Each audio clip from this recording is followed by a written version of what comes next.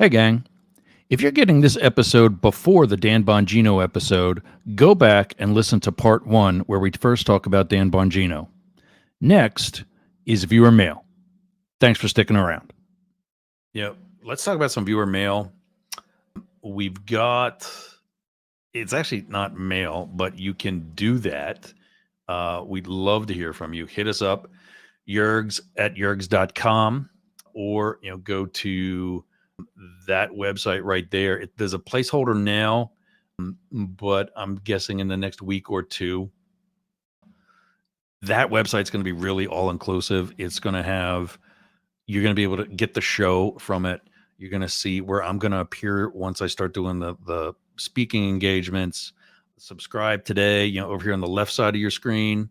That is actually, you're going to actually be able to do that from the website. It's going to be like, if you know what Linktree is, there's going to be a whole page with everywhere where you can follow my social media and so on and so forth, yada, yada, yada. Don't forget, take back the flag. And we're also using another one, not right, not left. Hashtag not right, not left. So also check out our sponsors, acrebrandfarms.com. That's from Will. And aromabypeter.com/Yergz. Those candles are amazing. Just, order, get candles from dude. So now, not exactly fan mail yet of sorts, but this exchange happened within the past couple of days and weeks. I used Quora a little while ago, and you're going to see in the comments that this account that I'm on with this right now is actually about a month older, and it is because I got back on it. When I was considering getting into hospitality, I used Quora to educate myself on the casino gaming industry because that was one of the things we wanted to have at our one place in Belize. And it's still a possibility.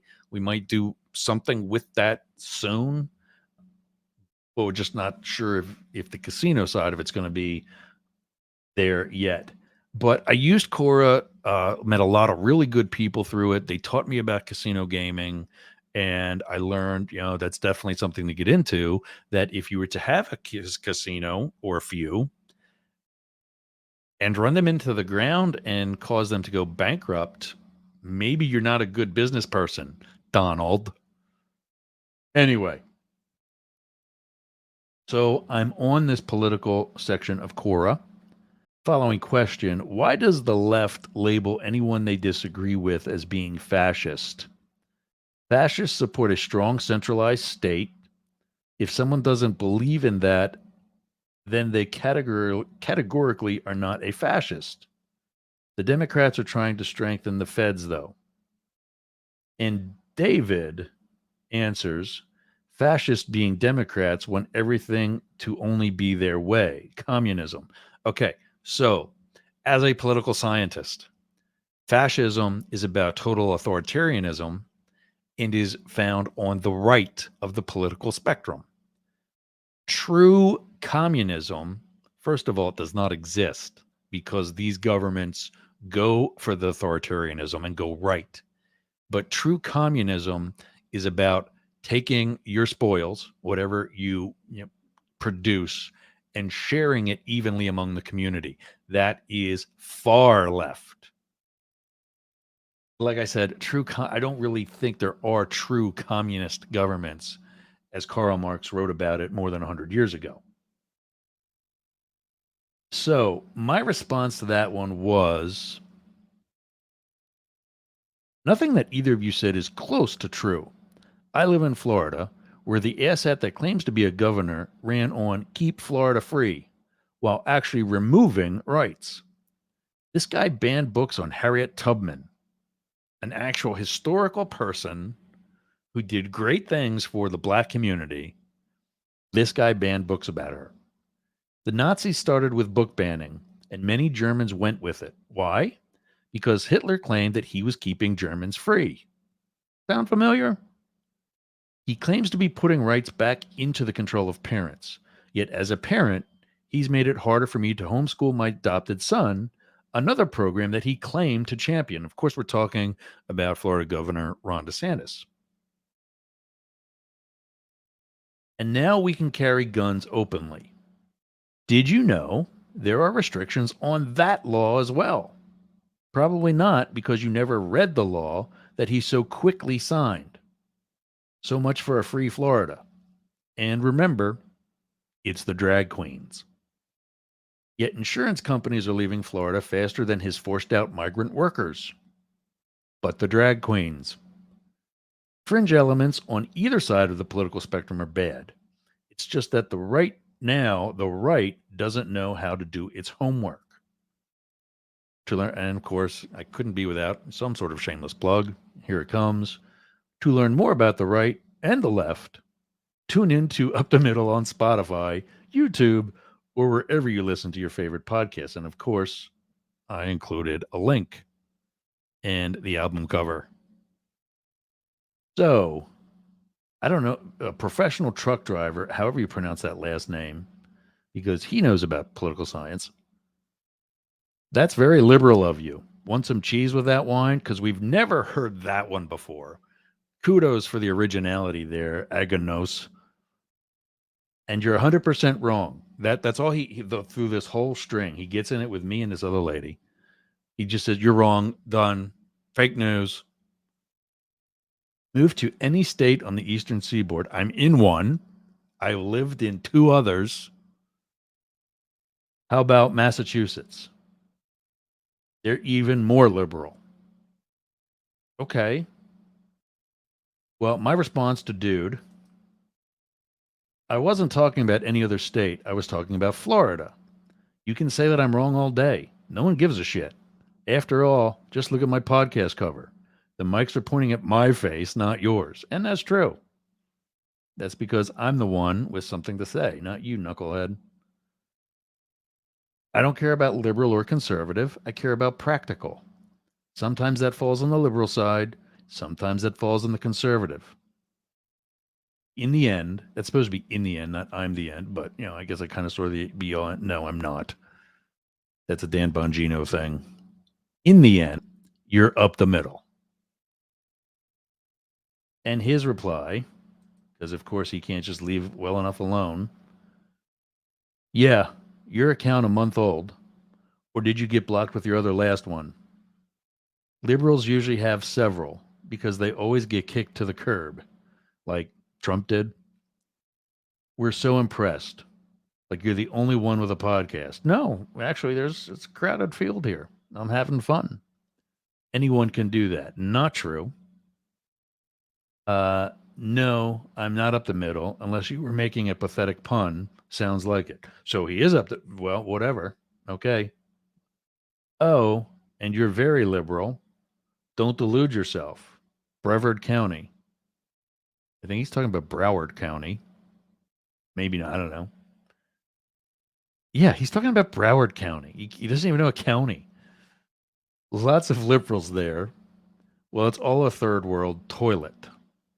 Hey, how about that malaria, huh? I don't have it, so I'm in the Empire State building mine. I guess he's building his empire driving a truck. So basically, you don't represent anything. Just whichever way the wind blows, I doubt that. Just another pretender. Okay, well, thanks. I replied with an obvious response. Ramble much? I'm just as conservative as I am liberal, as are most Americans, hence the title of the show. You should give a listen. You'll learn something, and not about me.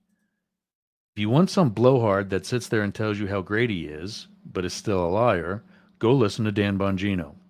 Guys like him give you what you want. And he gives you what you need. And then this young lady writes in. Kiley writes to us. Ross. So in your opinion, Ron DeSantis hasn't any redeeming qualities governing Florida. Correct. How did he impact your ability to homeschool your adopted child? I think I forgot to answer that one, actually. I answered all the others. Apparently, you're happy he's leaving Florida and running a campaign for the presidency. And may I ask, what are your leanings toward a prospective candidate in 24? Actually, I was shocked by this move, and inquiring minds want to hear your response. Thank you ahead of time for your hopeful retort. Gladly, Ms. Kiley. And here it is. Hi, Ellie. Correct. In my opinion, Ron DeShithead is the one person that could get me voting for Trump. The day that he announced his candidacy, I was talking with some neighbors who immediately began laughing. They did so because they knew my position on Trump. I told them that he's the one guy that could get me, voting for Trump. DeSantis is. Contrary to what they both tell you, neither has the following that they say they do. For Trump, one, a second term as president is yours to lose. And he did that fair and square by an election, not the deep state. And second, compared to 2016, his following in 2020 was much less than what it was in 2016. Now it's still less. There may be followings at rallies, but let's be honest, he wasn't canceling rallies back in 2016. And speaking of honesty, don't get me started about the lies that he, his campaign, and the cronies who follow him tell on a minute-by-minute basis. Ron DeSantis is even worse. Here's a guy who picks a fight with Mickey Mouse at the happiest place on earth and loses. Here's a guy who's worried about drag queens. Projection, anyone? Being gay, I've been to my share of drag shows. While drag, as a performer, nor an audience member, are not my thing, I can appreciate drag shows as an art. In all the drag shows that I've been to, willingly or forced by friends, never have I ever seen a child at a drag show. Nor, with as much sexual innuendo as there usually is at a drag show, never have I seen sex acts performed in such a place.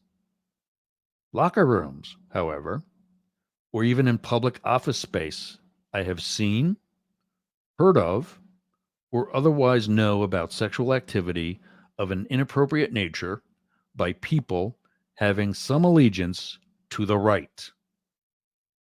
But it's the drag queens. Meanwhile, unemployment in Florida is actually up, though you wouldn't know it because the job sites are empty. That's because many of the migrant workers were forced to flee the state due to very discriminatory laws put in place by Ron DeSantis. But it's the drag queens. He also complains about security at the border. What border? Florida borders Georgia and Alabama. Any other border in the state of Florida is with international waters. And that's not even patrolled by the Border Patrol, but by the U.S. Coast Guard. Being in the Navy, you would think he would know that. Expanding on the border, if he's running around crying about border issues as the governor of Florida, it only shows how weak his campaign really is. Ask him, or any follower of his, that is a resident of the otherwise awesome state. What has he done for homeowners insurance in the state of Florida? Well, there's not much he can do. Why? Because many insurance companies have already left the state of Florida, in part because of his unwillingness or inability to deal with it. The most recently, Farmers Insurance pulled out and no longer does business in the Peninsula State. And don't forget the drag queens. And I'm still researching more on this one, but a fellow gun owner, I am a supporter of the Second Amendment, some part of my right side, has advised me that the new open carry gun law that Ron DeSantis quickly and quietly signed into law has restrictions in it as well. More on this later. Fortunately, though, we still have a few drag queens to blame. Thank you for your comments. You can join the conversation at yergz.com or another shameless plug, and that's what we get into. We'll get to that because I realized that I forgot one of your questions. First, it may be important for everyone to know I am quite happy to share that I am a registered independent voter. Again, as I say on my show, with a degree in history and political science. It benefits my show and, most importantly, my audience for me to be as impartial and independent as possible. For example, while I actually know personally the Clintons, I also know the Bushes and voted for W twice. In 2016, I voted for Hillary. In 2020, I voted for Biden. That was because I did my homework. Biden was not my first choice. My first choice on the Democratic ticket was Mayor Pete. I still believe that he will be president someday. And that was all before I knew that he was also gay. After 2016, when the Russians helped Trump get the White House, and we know that's actually true now, even though we were told it wasn't, I wanted to get behind Trump, but was told by his people that I was not needed and that I was not welcome. Then I continued to learn more about Donald Trump. One of his staffers once told me, with regard to some crazy thing that they did, "You think that's crazy? Wait till you see us on our second and third term. If that doesn't upset you, turn in your passport and leave this country." Third term, since FDR, the Constitution was amended to prevent a third term for any future president. Any future president. Yet his staff was very open to us, other DC people, that they are very willing and actually eager to get that changed. How does this not reek of Putin or North Korea? That being said, there are some Republican candidates I would support as president. While I did not vote for him when he was against President Obama, I believe that if Democrats had a weak candidate, I would support Mitt Romney. He's for universal health care. Remember, he was one of the first to implement that in his own state where he was governor. He's for some conservative ideals that I support, while welcoming progressive ideals that are from the opposition. Another Republican that I could get behind is former New Jersey Governor Chris Christie. I lived in the northeastern United States during his terms as governor. Well, I don't know much about the state and never really liked it while I had to visit. I do know that he was popular with New Jersey residents. A final Republican candidate that I can think of is Liz Cheney. Clearly, she knows right from wrong. Additionally, she is not afraid to put her job and reputation on the line to defend and support what is right. And keep in mind, her father was not the most popular vice president in our country.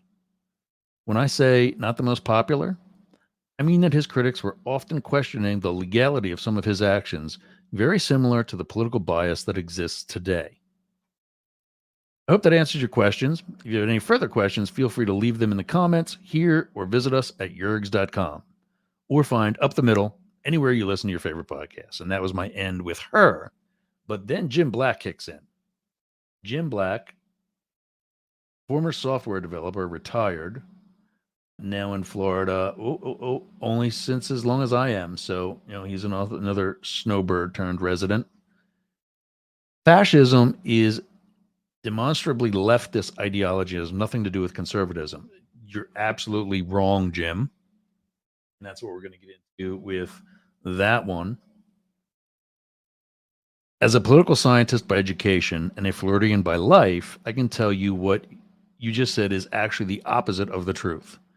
Fascism is very far right and is exactly how Ron DeSantis operates. He's manipulated the Florida legislature and has, thank God, only some of the people with him. But what he does by directive, not by actual authority. And worse yet, this goofball compares himself to the disciples of Jesus. No, dude, that ain't you. Anyway, yes, this is exactly how fascism starts. And as I said before, but this is the first time for this guy reading this, I'm an independent, by the way, who voted twice for W. Jim writes back and says, whether one studies political science in college or lives in one place or another has nothing to do with the validity of his or her claim. Actually, that has a lot to do with it, but whatever. An assertion of the greater weight of an argument because of education or life experience of the arguer is known as the fallacy of appeal to authority. Actually, it's called the appeal to ethos. It's one of the three different ways you win an argument. Common sense, with which you, Jim, do not have. Your authority or expertise is what you're really referring to, is what I have. And statistics is the third. Anyway, if you care to provide evidence of your assertion that fascism is a right-wing system of government, I'd be happy to engage. Well, you asked for it, dude. It actually has a lot to do with validity. I was there for events that so many others can only talk about. I see firsthand the sheep, and I'm kind of quietly referring to Jim here. I see firsthand the sheep that blindly follow such fascist leaders as Ron DeSantis or Donald Trump. Oh, but they are not fascist. They are MAGA or MAGA. There's a new MAGA out called Make America Great Again, Again. You know, verbiage that just screams and admits stupidity. Or my favorite piles of bullshit, Keep Florida Free and Make America Florida. This is fascism, disguised as freedom, so the stupid and faithful don't question. This is actually the scared walking the chalk line, as my dad would say, whose birthday is today, by the way. Happy birthday, Yogi. Hoping that the oppression doesn't happen to them. Germany, 1935. Well, it won't. Because between the shithead and MAGA moron are the free thinking. That's not the liberals. It's all of us who collectively are strong enough to not let stupidity win again. And notice that I didn't say conservatism. I said stupidity. Huge difference. How does having studied political science have anything to do with the validity of your arguments? So-called experts come to invalid conclusions all the time. This is why there is disagreement amongst experts in every discipline. And your opinion regarding Ron DeSantis has nothing to do with the post or my comment on it. This is called the red herring fallacy. The fallacy of changing the subject. Adding this to your appeal to authority renders your comment a complete barrel of fallacies. I didn't get to reply seeing this one for the first time, actually, so we'll just send him the link. Oh, Jim. Jim. When you study something, you learn it. If you were able to spell Google and use Google, you would be able to pull up a picture of the political spectrum. On the far right, you will see fascism. On the far left, as I said earlier in this episode, you will see true communism, which, in my opinion, and maybe there are examples where I'm wrong, and that's fine, but in my opinion, true communism does not exist because those communist leaders take the total authoritarianism, which is found on the right. That's not from me. That is from the entire political science community. So again, it's the appeal to ethos. ETHOS is expertise, something I have. Authority, something you do not. And so I did write back in one of the, is, an attachment to what I wrote already. And by the way, communism is far left. Fascism is far right. Look on any political spectrum, but you may have to go to college for that. Sorry, Jim. And there I said it, and it's not authority, it's ethos, which is expertise, which I have. And so Mr. Agnostic, or whatever the hell his name was from earlier, Alice Fisher writes, think of the political spectrum as a circle with a left and a right, and where communism on the left, oh, somebody else saying the same thing, meets fascism on the right. And you get them doing the same shit, but under different flag. Exactly. What she's actually mentioning two circles. There's a circle on the right that is fascism. There's a circle on the left that is communism, and they intersect. This is called a Venn diagram. Venn or Venn? I think it's Venn. Venn with a V. Venn diagram. And in the center is where there's the confusion. It's the gray area. one of the far right fascists joining the far left communism, both remaining authoritarian. That's what she's talking about.